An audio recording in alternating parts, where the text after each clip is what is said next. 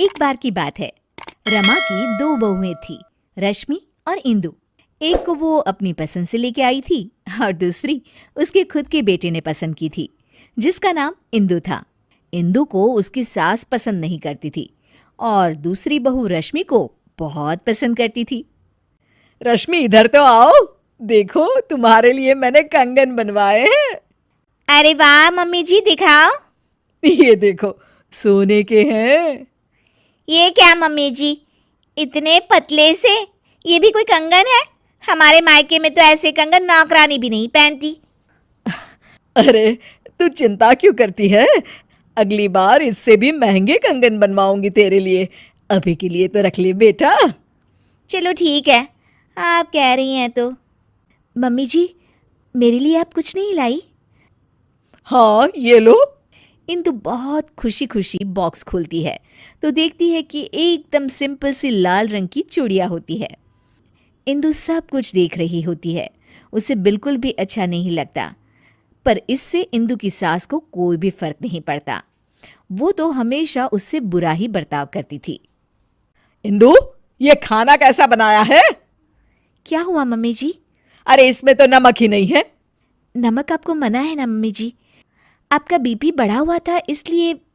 इंदु, तू मुझे मत सिखा, समझी? जैसा खाना सबके लिए बनता है वैसा ही खाना मेरे लिए भी बनाया कर। सासू माँ की डांट खाकर इंदु अपने कमरे में आ जाती है और हम देखते हैं कि वो कोई आम लड़की नहीं है, बल्कि उसके पास सुपर पावर है।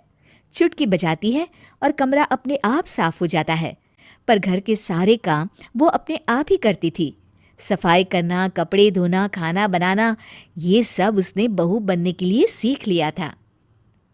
इंदु, एक काम तुम ठीक से नहीं करती। अरे मैंने तुमसे कहा था कि पीली साड़ी प्रेस करके रखना और तुमने लाल वाली कर दी। सॉरी मम्मी जी, घर में इतना सारा काम होता है, मुझसे गलती हो गई। कितना काम होता है सब दिखता है मुझे। तो फिर आपको ये क्यों नहीं दिखता कि रश्मि दीदी तो कोई भी काम नहीं करती? उससे तुम अपनी बराबरी मत करो, समझी? क्यों मम्मी जी, मैंने ऐसा क्या किया है जो आप मेरे साथ ऐसा बर्ताव करती हैं? तुम उसकी जगह कभी नहीं ले सकती। उसे मैं पसंद करके लाई थी और तुम मैं क्या मम्मी जी, रुक क्यों गई? तभी वहां रश्मि आ जाती है।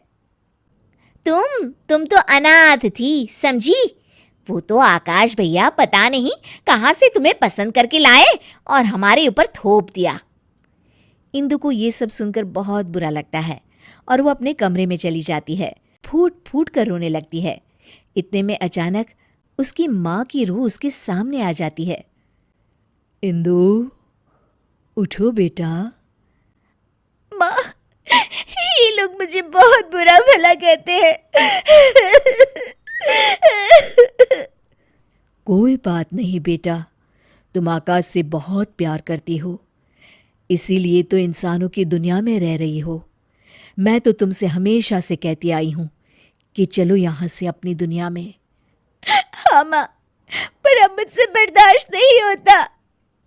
तो चलो मेरे साथ वापस हमारी अपनी दुनिया में इंदु। हाँ माँ, मैं आपके साथ ही जाना चाहती हूँ। तुमने सच में मन बना लिया है ना बेटा? हाँ माँ, मैं आपके साथ ही जाऊंगी। इंदु अपनी माँ के साथ वापस जा ही रही होती है कि तभी उसे कुछ बुरा होने का एहसास होता है। एक मिनट माँ, मुझे लग रहा है कि कुछ बुरा होने वाला है। इंदु भागते भागते बाहर आती है तो देखती है कि सासू माँ सीढ़ियों से उतर रही होती है और उनका पैर फिसलने ही वाला होता है। तभी इंदु बहुत तेज भागती है और आके सासू माँ को बचा लेती है, पर इसमें इंदु को चोट लग जाती है। मम्मी जी, आप ठीक तो है ना? आपको चोट तो नहीं आई मम्मी जी? इंदु की ये बात सुनकर सासू माँ को एहसास होता है कि इंदु कितनी अच्छी है और उनका कितना ख्याल रखती है। खुद जख्मी होते हुए भी वो सास की परवाह कर रही है। बेटा, चोट तो तुझे आ गई और तू अभी भी मेरी परवाह कर रही है। थैंक यू बेटा, थैंक यू। अगर तू न होती तो न जाने क्या होता। नहीं नहीं मम्मी जी, जब तक मैं हूं आपको कुछ नहीं होगा। मुझे माफ कर देना बहू। मैंने हमेशा तेरे साथ बहुत बुरा बर्ताव किया।